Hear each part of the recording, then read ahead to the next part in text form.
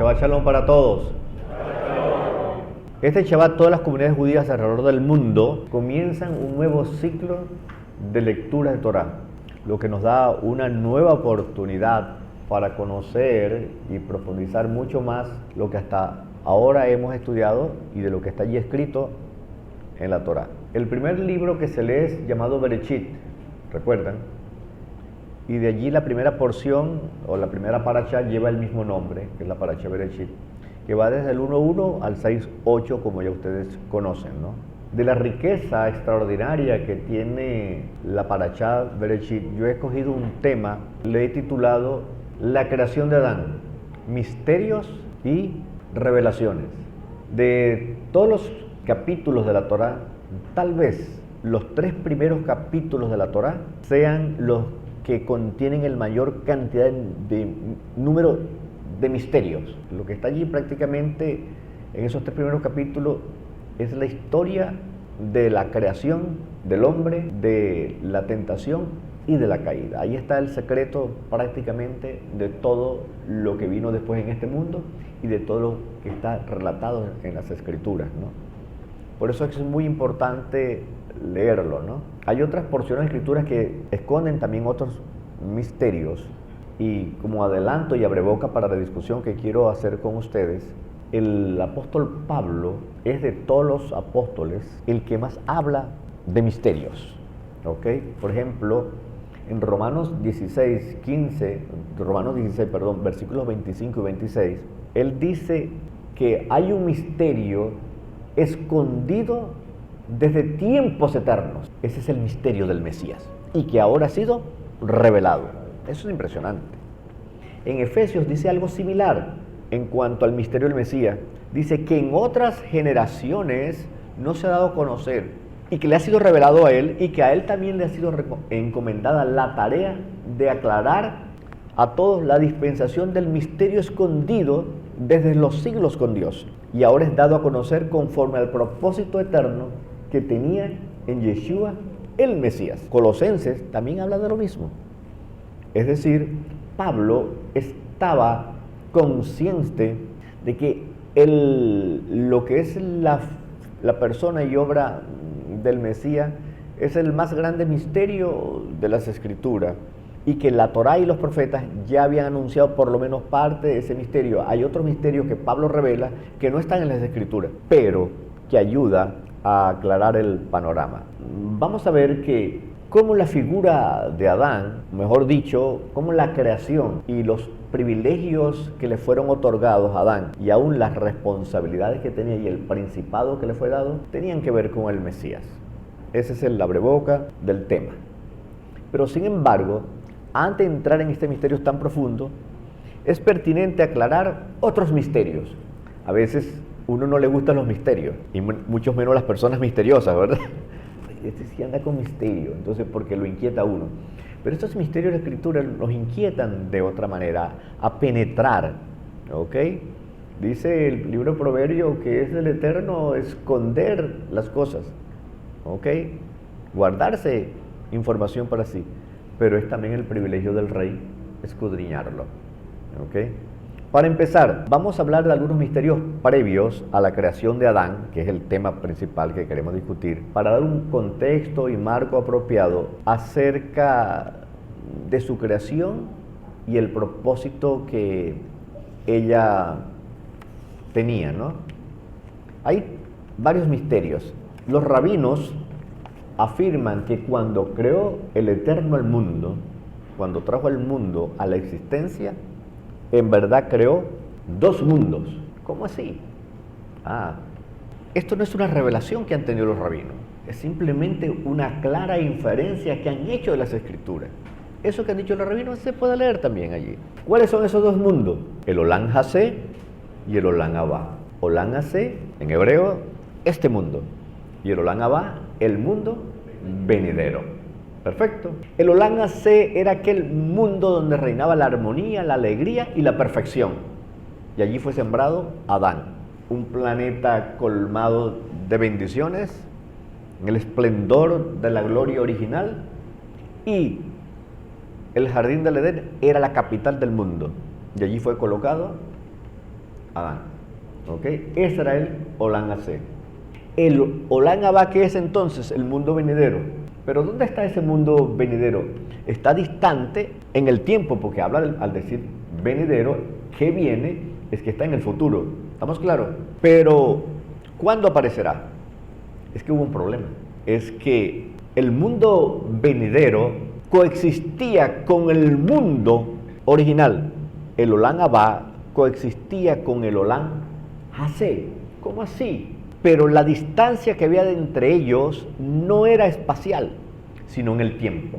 En otras palabras, la distancia entre esos dos mundos era el tiempo de prueba al cual fue sometido Adán, a Rishon, el primer hombre. Si él pasaba esa prueba, automáticamente el mundo donde estaba se convertiría en el mundo venidero. ¿Se dan cuenta del punto? Porque él no era inmortal, necesitaba comer del árbol de la vida para perpetuar su obediencia, ¿correcto? Al caer le fue negado ese don que debería haber obtenido por obediencia. Entonces el Eterno hace un pacto con Adán, si ustedes lo ven en las Escrituras. Eso lo dice el libro de Osea, cuando lo reclama a los hebreos de aquellos tiempos, porque ustedes, cual Abraham, violaron el pacto. Había un pacto, por decir así, todo esto es tuyo, vive acá, y si te portas bien, entonces tendrás la vida eterna, el acceso permanente al árbol de la vida. Y así, había un puente entre el mundo, el Olam Abba, el Olam Hazé y el Olam Abba. ¿Ese puente cuál era? La emuná, la fe de él. Entonces, pero ese puente se cayó y no pudo atravesarlo. ¿Ok? No pudo atravesarlo. Y entonces apareció otro mundo, se desfiguró el mundo donde estaba. Ahora el Olam Hazé, el que ahora nosotros vivimos y hemos experimentado de dolor, tragedia, muerte, sufrimiento, injusticias, etc., es el que original, pero que fue transformado. La aparición del Olam Abba fue postergado debido al error de Adán. ¿Estamos claros? Entonces había un Olam Hazé original, pero no apareció el Olam Abba porque falló la prueba y apareció otro mundo. Nosotros vivimos en el tercer mundo. El primero desapareció. El segundo, que era el venidero, fue postergado. Nosotros vivimos en el mundo de tristeza, de llanto y dolor, aunque todavía hay alegría, pero no es la alegría completa por lo que ha pasado. ¿Estamos claros en eso? Ok. Entonces se perdió el visado hacia la eternidad. Se perdió por culpa de Adán, y al caer él, caímos todos nosotros porque era la cabeza de toda la raza humana, y así se ha postergado, como lo leemos ahora en toda la Torá y en las Escrituras, la aparición del Olam Abba, porque ahora, para que el Olam Abba aparezca, tenemos que hacer tikkun, rectificar nuestras vidas. Eso significa arrepentimiento y ponernos al día con el Eterno. ¿Estamos claros en eso? ¿Okay? El regreso al jardín del Edén es un regreso del exilio, pero en otros términos, como he venido hablando, nos lleva al mundo venidero. La otra pregunta que uno podría hacer: ¿por qué el Eterno creó este mundo en 6 días y el Shabbat lo puso aparte de manera especial al santificarlo? Él pudo haber creado el mundo un solo tris, en un segundo, o en 2 días, 3 días. Él pudo haber hecho lo que él se hubiese imaginado y querido, y punto, correcto. Hay una razón. ¿Por qué lo hizo? ¿Por qué 6 días? ¿Dónde está la razón o el motivo de ese capricho divino, por así decirlo? ¿Y por qué aparta un día especial? Como ahora sabemos, es un día que debemos santificar el nombre del Eterno y descansar de todo trabajo secular. ¿Ok? ¿Dónde está el origen de ese misterio? ¿Por qué este mundo está regulado de esa manera? La única cultura en el mundo que sigue un ciclo semanal como el nuestro es la cultura judía. El mundo occidental se ha copiado eso. El mundo occidental tiene ese sistema de los 7 días, la semana. La semana es un invento judío, es algo que está en las escrituras hebreas. Y lo agarraron prácticamente todas las culturas. Pero el sistema del mundo explota al hombre. ¿Okay? No hay tal día de descanso. ¿Okay? En las escrituras hebreas invita al hombre al descanso. Un ejemplo, en Israel, que hay cierta fuerza de parte del liderazgo rabínico, allí por ley se descansa en Shabbat. Al terminar el Shabbat, viene el Shavuató y usted sabe que tiene que levantarse temprano en la mañana el domingo porque tiene que trabajar. ¿Sabe qué sería fuerte? Que el domingo hubiese trabajo. Para nosotros aquí que estamos tan acostumbrados, prácticamente tenemos 2 días libres. Y allá a mí me golpeó, pues yo vivía allá, y entonces levantarse toda esa gente el domingo a trabajar cuando uno tiene todavía un tiempo más adicional, ¿no? Pero eso hace a una nación muy organizada y muy productiva, para que sepáis, como dicen por allí, ¿no? Entonces, ¿cuál es la razón por la cual el mundo nuestro es así? Ningún otro planeta es así, el nuestro es así.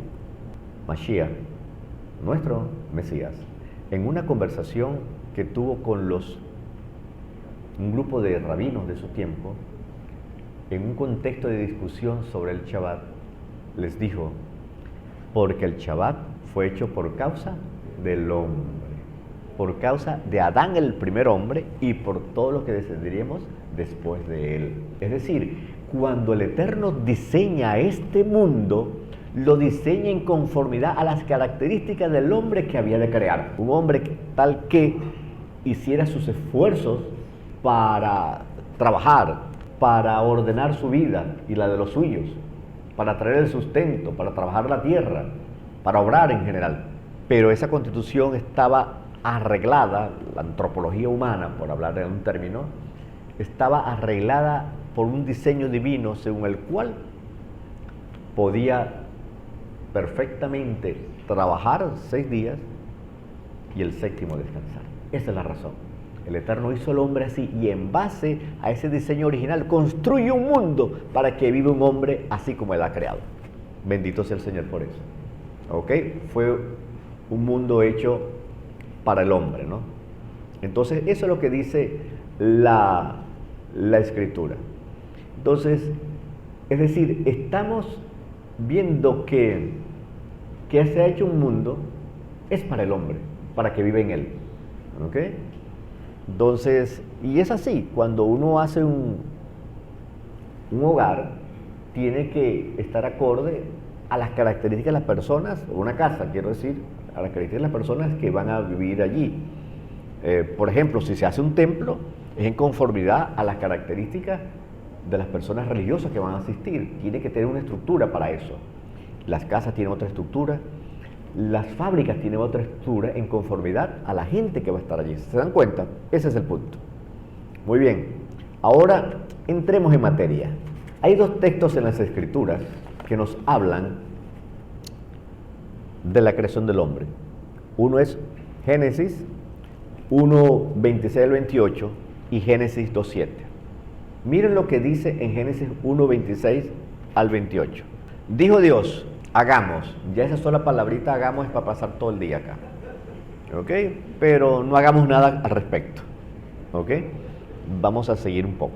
Hagamos al hombre con nuestra imagen, con nuestra semejanza. Y luego que dice eso, que domine los peces del mar, las aves del cielo, bestias, toda la tierra y todo animal rastrero que está en la tierra. Entonces el Eterno creó al hombre con su imagen, de Dios la creó, varón y hembra los creó. Aquí hay 2 cosas interesantísimas. La primera, que Él dice que lo va a hacer, pero no dice cómo. El versículo del capítulo 2, el capítulo 2, verso 7, dice cómo va a ser el hombre. ¿Ok? Lo importante es que, y otra información que podemos extraer, hay que leer las Escrituras con atención para sacarle el provecho, porque todo está allí y uno dice: oye, no me he dado cuenta. Ahí no dice cómo lo va a hacer, Él dice que tiene la intención de hacerlo. pero también lo dice cómo va, pero sí dice, aunque no completo, dice de qué va a estar hecho, cómo va a ser él. Eso es importante. Es decir, usted dice, yo voy a hacer una casa, pero no te dices cómo, pero por lo menos dice, va a ser así, así asado, tiene 2 plantas, una cocina, una habitación para que llegue la suegra, en fin, ¿no? Algo así, ¿no? ¿Ok? Que quede en el fondo. En fin, etcétera. Entonces se dan cuenta, eso es lo que hizo el texto hebreo. Vamos a hacerlo, no dice cómo, pero dice, tiene que estar constituida de esta manera. De eso se trata. Muy bien.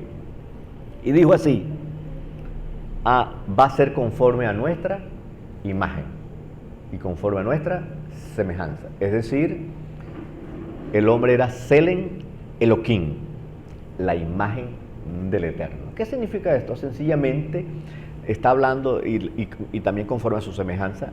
Cuando dice conforme a su imagen y conforme a su semejanza, lo que está hablando que los atributos del Eterno le fueron conferidos a él. ¿Ok? Esos atributos ahora el hombre a escala humana, a la escala de la condición humana, él los va a exhibir también.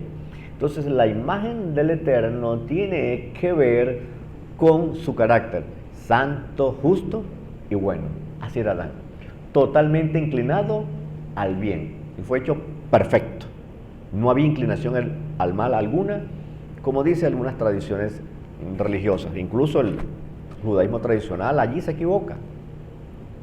En esa opinión que tiene, esa interpretación, la escritura no la autoriza. Fue creado Selen Elohim, conforme a la imagen del Eterno, y por tanto con libre albedrío. Muy bien. El otro detalle, ya está, creo que sí. El otro detalle que encontramos en las escrituras es que la semejanza, es decir, que tenga un poder semejante al Eterno. Es decir, y ahí lo ven, que se le dio autoridad para gobernar toda la tierra. Así como él tenía autoridad para gobernar el mundo entero, Adán tendría también esa autoridad. Entonces está el cómo hacer el hombre, que no está explicado y que lo veremos en breve. Explica parte de cómo está hecho el hombre, y lo otro, el carácter de príncipe que Adán iba a tener, porque una de sus funciones era gobernar y cuidar este mundo. ¿Ok? 2 responsabilidades. Entonces, ahora, aquí vemos una conexión con el Mesías. ¿Cómo así?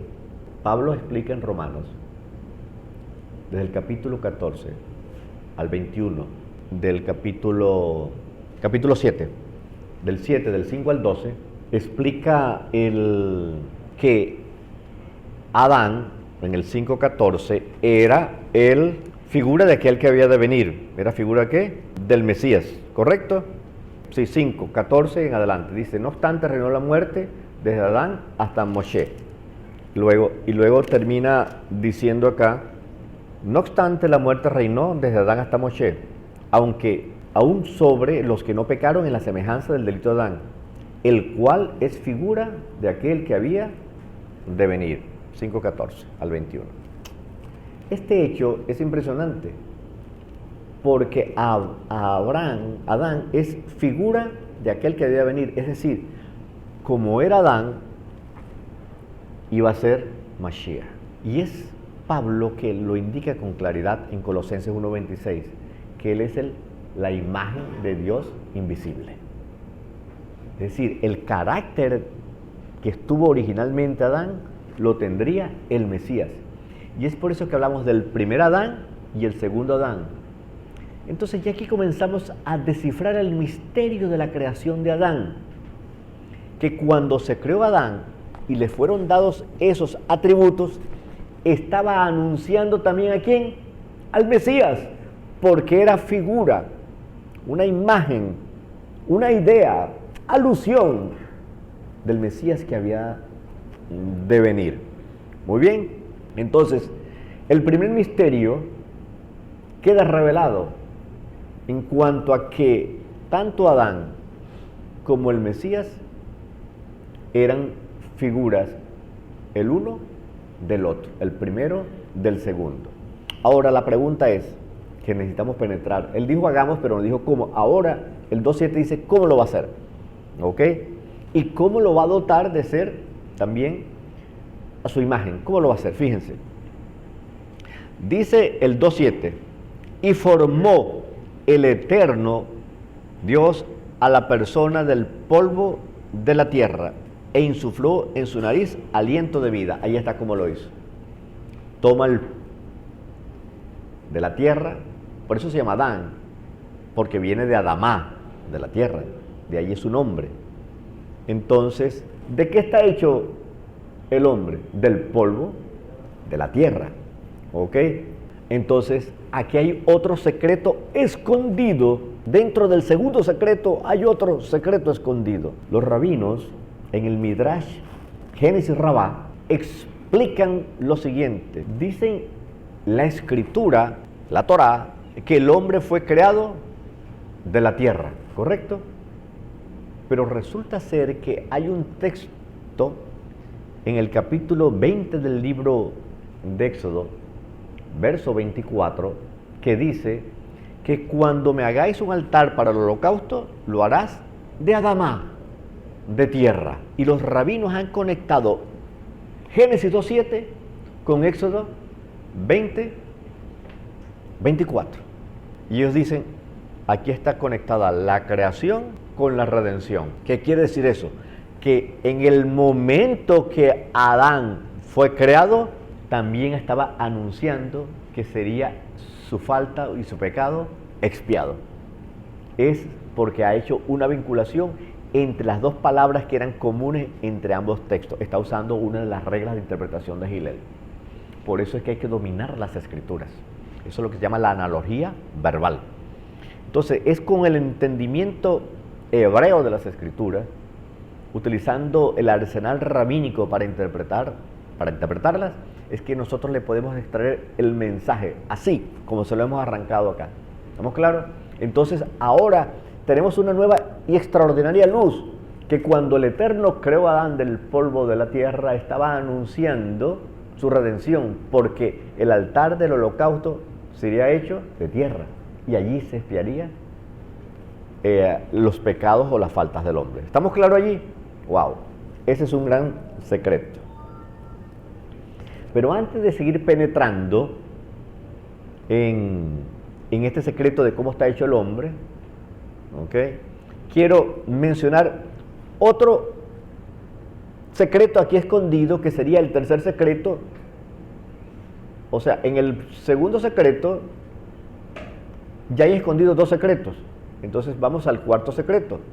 Ese cuarto secreto es lo siguiente. Hay que conocer muy bien la literatura rabínica, la tradición oral, porque si no, no se puede. Si usted no le presta atención al Talmud, al Midrashim, lo que va a tener es teología occidental o sus propios inventos. No hay manera de conocer la Torah escrita sin la Torah Sheol Peh. Y escuche esto. Según la Torah, hay dos tipos de donaciones que deben hacer todo judío. Es la donación de los diezmos. ¿Ok? Pero ¿qué tiene que ver los diezmos con todo lo que está hablando? Porque parece ser que toda conversación religiosa termina en los diezmos. No. Es un ejemplo que me va a servir para hablar lo siguiente.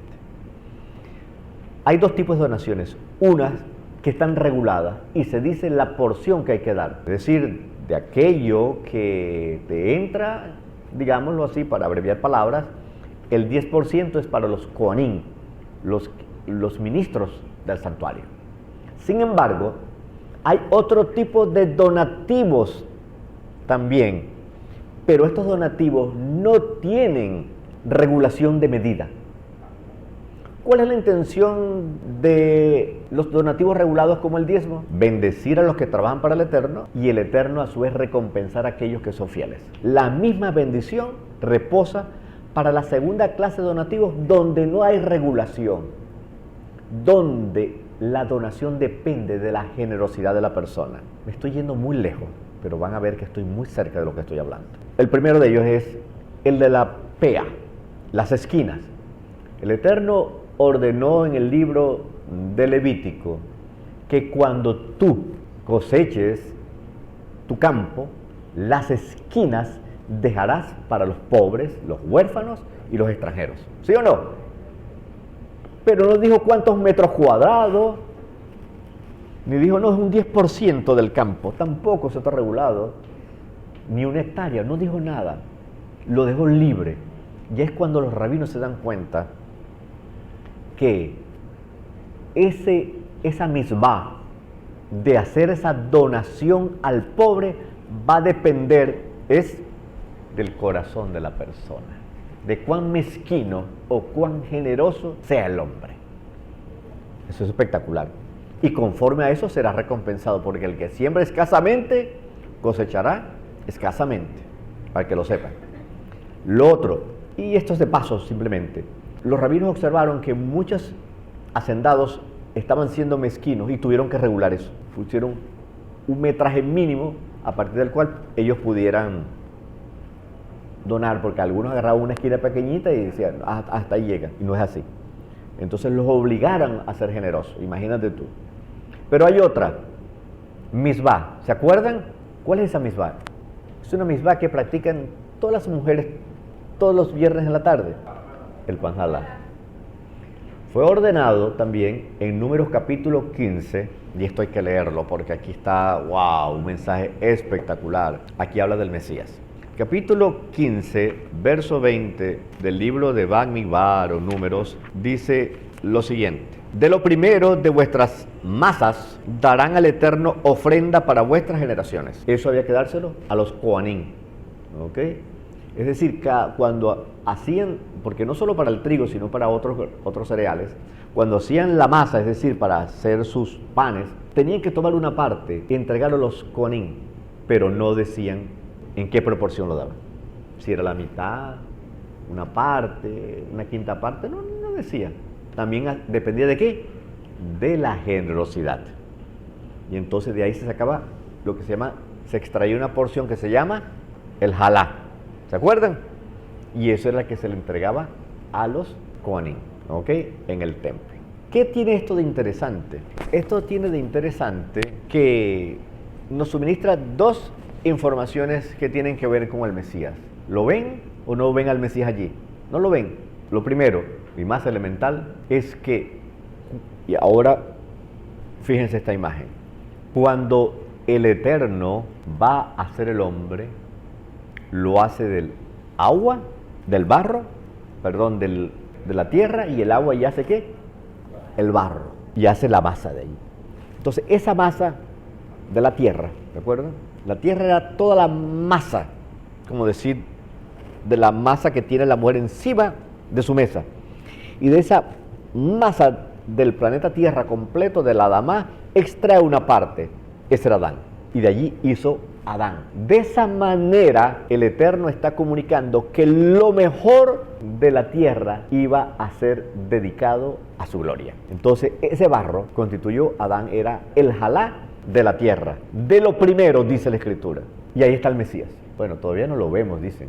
Claro que está. Aquí dice, cuando dice de lo primero, es que el español nunca les va a ayudar. En hebreo dice, el 20, dice rechit. La palabra rechit, que es traducido como lo primero, es lo que a veces traducen como primicias. La primicia de la tierra era, ¿quién? Adán. ¿Y qué dice Pablo en el capítulo 15, libro de Corintios, que era el Mesías? La primicia, el rechit, ¿ok? De entre los muertos. Aquel es como si hubiese sacado de la tierra muerta una persona viva, aquí en este caso, Adán. Y cuando el Mesías resucita de entre los muertos, de lo que no sirve, de lo que no tiene vida, saca lo más escogido. ¿Quién es? Yeshua, el primogénito o el primero de entre los muertos, como aquí él fue el primero de este mundo. ¿Se dan cuenta? Es a través del texto hebreo como nosotros podemos penetrar en las Escrituras. Y esto es fantástico. Por eso Pablo dice, y muchos lo toman a la ligera, y no, figura que había de venir y se acabó. No, miren todo lo que hemos encontrado acá. Muy bien, pero todavía no hemos terminado, todavía estamos en la mitad. ¿Ok? Ya hemos identificado a Adán con el Mesías en el sentido de que es el Elohim, y que cuando él le es dado hacerse el Elohim es la imagen del Eterno. Es decir, ver a Adán es ver al Eterno en cuanto a su carácter, santo, justo y bueno. así mismo era el Mesías. Eso es lo que él quiere decir. Muy bien. Ahora, hay otro punto. Este es un poco más difícil, pero es tal vez mucho más extraordinario que el anterior. ¿Cómo fue formado el hombre? Naturalmente, del barro, de ahí hizo el hombre. Pero hay un problema que tienen muchos cuando leen el texto de las Escrituras. Se imagina lo siguiente, que el Eterno formó al hombre y estaba allí el cadáver, y luego dice la Escritura que sopló en sus narices aliento de vida y el hombre vivió. No es cierto. El Eterno no creó un cadáver, el Eterno creó un hombre vivo. Y si creó un hombre vivo, ¿qué fue lo que sopló entonces? Porque dice que le dio aliento de vida. ¡Wow! Este es uno de los más grandes misterios de las Escrituras y yo se lo voy a revelar hoy sin costo adicional. Y es el siguiente. La imagen tradicional que se ha construido de la creación del hombre no es correcta. No del barro, estaba allí y creó ya el cuerpo allí y luego le insufla el aliento de vida y el hombre despierta. No, no es así. Lo creó completamente vivo. Cuando lo creó y le dio forma, se paró. Distinto a todos los animales que andan en cuatro patas. Él se para, vivo completamente y respirando. Ahora, ¿por qué de entre todos los partes del cuerpo y de todos los sentidos que el hombre tiene, por qué solamente menciona la nariz? Porque por allí sopla el aliento de vida. Ese secreto no se lo voy a revelar ahora. Es un secreto muy profundo que también tiene que ver con el Mesías. Les dejo esa inquietud y sigo para adelante. Me perdonen dejarlo así en ese misterio, pero no puedo decirlo todo hoy. Ahora, Adán está allí y entonces dice la Escritura que insufla aliento de vida. Pero resulta ser que esa es la traducción. En hebreo dice Neshama. Pero algunos se confunden también. Dicen, no, le metió el alma. No, por todos los cielos. No es así. Moisés no tenía la doctrina platónica del dualismo cuerpo-alma. Eso no es así. Se ha equivocado toda la tradición cristiana, que fue todo el dualismo platónico. Vino a la iglesia cristiana a través de Platón y de Orígenes, de un filósofo, y luego de todos los filósofos cristianos, o mejor dicho, de todos los filósofos, muchos de ellos que aceptaron pues al Mesías como su Salvador y metieron toda esa doctrina de la inmortalidad del alma en las congregaciones, hasta el día de hoy. Lutero se dio cuenta de ese error y expulsó esa doctrina dentro de los artículos de fe del cristianismo, pero luego de su muerte lo revocaron y siguieron con la costumbre católica, para que lo sepan en la historia. Si usted lee la historia del mundo evangélico, esa historia está siendo sepultada, tienen que conocer eso. ¿Ok? Muy bien, cuando el hombre muere, muere simplemente, no es que va a un alma y se escapa por alguna parte por allí. ¿Ok? Ahora, teniendo claro esto, entonces ahora la cosa queda peor. ¿Qué sopló entonces, estando vivo? ¿Y por qué en la nariz? Bueno, ¿qué es lo que le da vida? Bueno, para aclarar este misterio tengo que ir al hebreo. En el versículo 2:19 habla que él forma a los animales. Y aquí en el 2:7 habla que formó al hombre. Y es la misma palabra. Y aquí está el secreto. La misma palabra, y esa palabra en hebreo es vayiser. La misma palabra que aparece acá, que es traducido formó al hombre del polvo de la tierra, aparece también en el 2:19 cuando habla de la creación de los animales, y también dice vayeser cuando forma a los animales. Pero hay una distinción muy distinta. Los animales fueron formados por el poder de la boca del Eterno. En cambio, Adán fue formado por sus manos, del barro de la tierra. Muy distinto. Esta es la primera distinción. La segunda distinción la ofrece el texto hebreo. Cuando dice que formó en los animales, dice vayeser. Pero cuando habla que formó los animales acá, en Génesis 2:7, usted lee el texto hebreo y hay algo impresionante. El texto hebreo en vayeser es Vav, Yud, Sadi y Resh. Son las 4 palabras en hebreo. Sin embargo, cuando usted lee el texto hebreo, ese es en 2:19, cuando crea a los animales. Pero cuando usted lee el texto hebreo en 2:7, cuando se refiere a la formación de Adán, entonces usted va a leer Vav, Yod, otra vez Yod, ¿ok? Sadi y Resh. Es decir, la Yod aparece duplicada. Y Yod, ¿qué es Yod? Es la primera letra del Yud Hei Vav Hei, del nombre sagrado. ¡Wow! ¡Wow! Esta información lingüística es impresionante porque nos dice que hay algo divino en el hombre. ¿Ok? No es que el hombre es totalmente terrenal, hecho de la tierra, pero hay un componente divino. ¿Ok? Ese componente divino es que justamente lo hace el ser en Elohim, santo, justo y bueno. ¿A qué se refiere? La Neshama, nada más y nada menos que en ese momento él fue ungido con Ruach HaKodesh, para que lo sepan. Fue ungido con Ruach HaKodesh. Fue ungido como príncipe de este mundo y como Mesías. Porque Mashiach significa ungido. Es decir, ese acto de soplar en sus narices es un acto de convertirlo en ¿qué? En el ungido del Eterno en este mundo. Por eso dice, es el figura de aquel que había de venir. ¿Sí me están siguiendo todos? Adán era el primer Mesías. ¿Ok? No solo era el primer Adán, era el primer Mesías. El segundo es nuestro Mesías. Y el uno era figura del que había de venir. ¿Sí me mantienen ahora la línea de razonamiento? ¿Qué significa esto? Adán no solo era un hombre superdotado naturalmente en cuanto a estatura física, en cuanto a poderes intelectuales, ¿ok? Sino que también debido a la Ruach HaKodesh era un hombre sobrenatural, ¿ok? Dotado para comunicarse con el Eterno y ver a los ángeles como ver a cualquier otro animal, al sol o la luna. No estaba velado el mundo sobrenatural como están velados nuestros ojos ahora. ¿Estamos claros? Él era especial, él era Mashiach en aquel momento. Muy bien.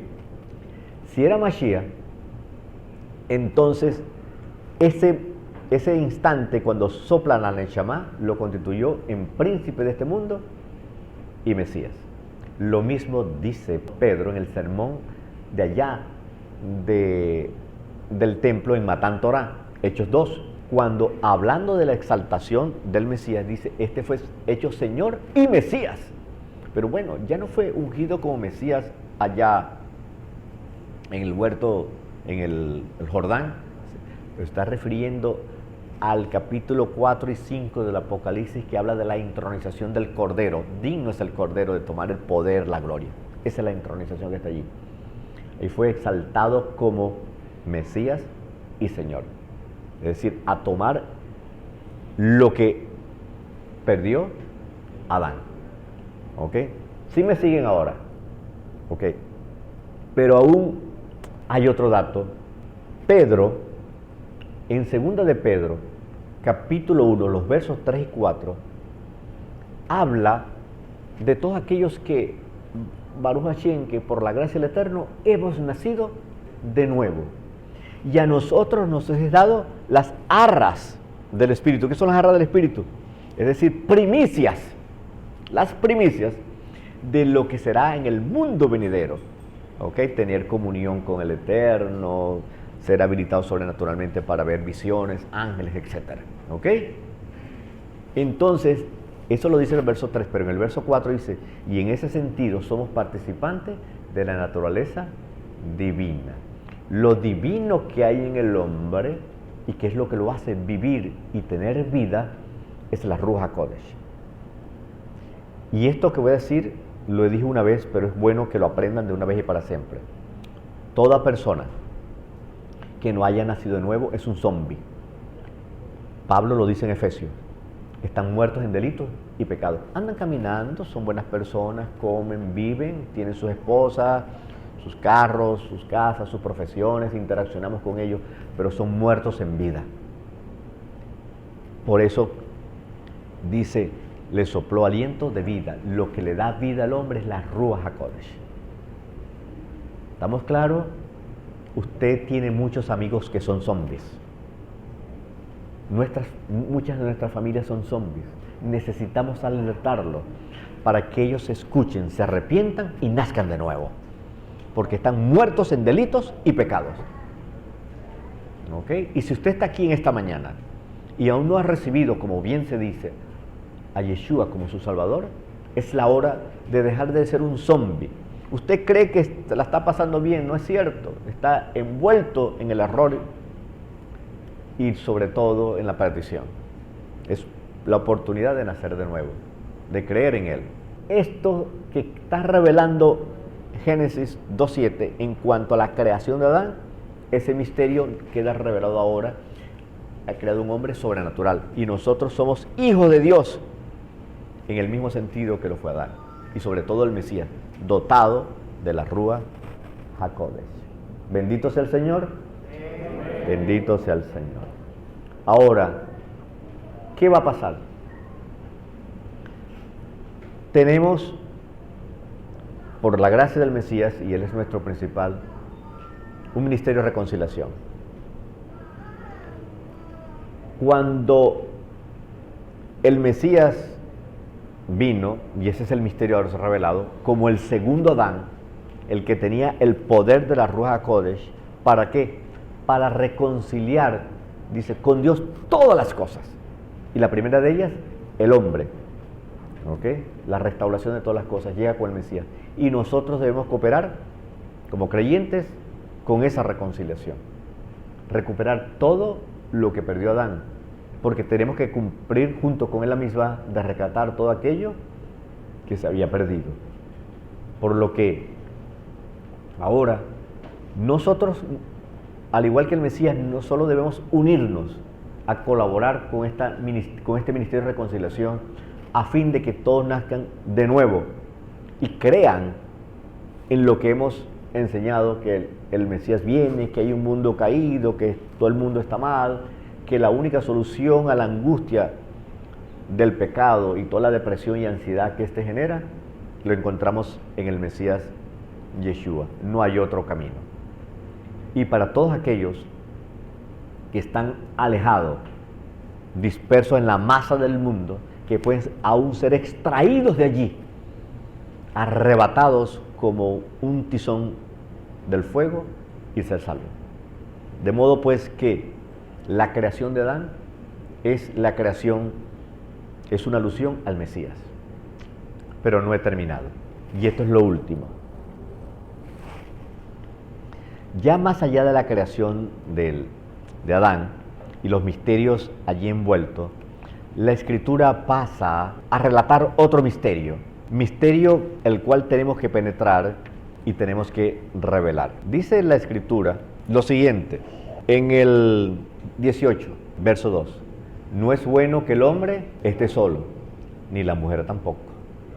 ¿Ok? Por si acaso. ¿Ok? No es bueno que el hombre esté solo. ¿Qué dijo?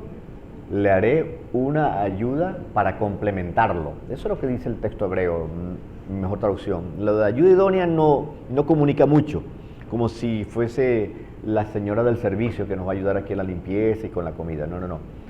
Nos va a ayudar a complementar al hombre, que le da el equilibrio. Muy bien. Luego, más adelante, dice, ahora vamos a ver cómo es que se le va a dar la mujer al hombre. Aquí hay otro misterio. ¿De dónde la va a sacar? Miren lo que dice acá. Entonces hizo caer el eterno Dios un sopor sobre el hombre, quien se durmió.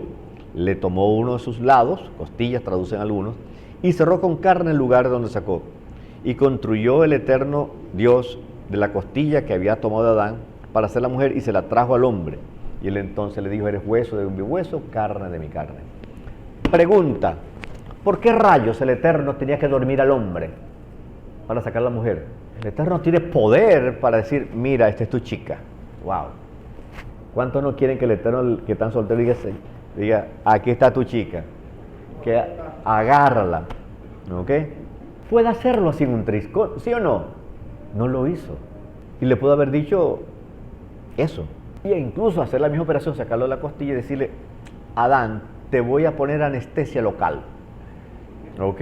¿Sí o no? Para sacarte de allí de tu carne, que si eso era lo que quería hacer, a la mujer y para ti, mira, y hacerlo allí. ¿Sí o no? Pero tampoco lo hizo. ¿Por qué lo manda a dormir? ¿Por qué le aplica anestesia general? Es que la operación era difícil. Me pasó como un amigo que le iban a operar de un dedo y entonces cuando llega allá dicen que tienen que hacer anestesia general y el tipo se asustó. ¿Ok? Porque para un dedo anestesia general. Ese fue el predicador de esta mañana. Bueno, entonces, ¿qué pasa? ¿Por qué el Eterno hace eso? Tenemos que hacerle pregunta a la Torah. Pues bien, escuchen esto. Si han leído bien la Torah y los profetas, la muerte, ¿ok?, es presentada como una metáfora del sueño. Y la resurrección es presentada como una metáfora del despertar. Así que cuando el hombre muere, cuando el hombre duerme, es como una alusión si hubiese muerto. Y cuando despierta, como una alusión a la resurrección. Y eso lo dice la Escritura. Igual si el grano de trigo no cae a tierra y muere, y cuando despierta, por así decirlo, sale, germina, entonces es distinto a lo que se ha sembrado. ¿Estamos claros? Entonces, en la cultura hebrea, en la tradición hebrea, en las escrituras hebreas, dormir es una alusión, el sueño, pues, dormir es una alusión, ¿a qué? A la muerte. Y el despertar una alusión a la resurrección. Eso es lo que está diciendo acá. Muy bien, dice, ajá, y bueno, ¿qué se está refiriendo al Mesías? Metafóricamente hablando, se puede decir entonces que Adán obtuvo su novia, su mujer, su pareja, por medio de la muerte y de la resurrección.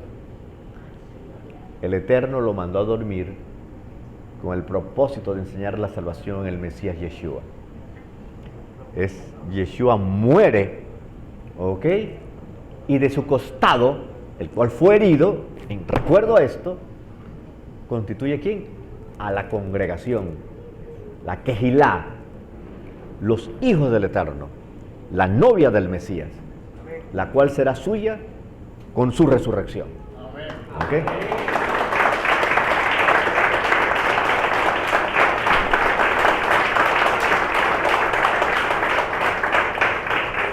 Ese es un misterio de lo más impresionante. ¿Ok? Adán estaba profetizando allí en vivo, como alusión al Mesías que debe de venir, que su sueño y su despertar era una alusión a la muerte del Mesías, para sacar de allí, entre esos dos eventos, a su novia. Nosotros somos la novia del Cordero, la novia del Mesías. Y esto, tanto la vida como este episodio del nacimiento de Eva, anuncia la redención a todos. Nosotros creemos que este mensaje no es para maravillarnos y asombrarnos, es para darle gloria al Eterno por las maravillosas perlas preciosas que tiene la Torá y bendecir su nombre y enseñarnos y darnos claridad.